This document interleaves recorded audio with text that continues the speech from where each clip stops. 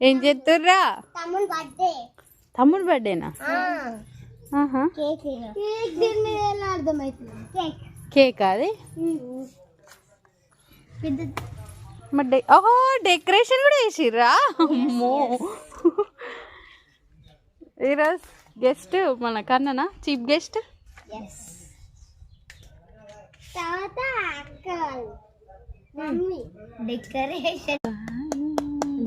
ఇలా కేక్ ఇక్కడనే స్మాష్ అవుతుంది. కన్నా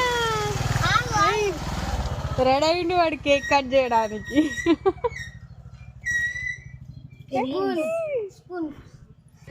అన్న ఫ్లవర్స్ కూడా ఎత్తాడు. First cream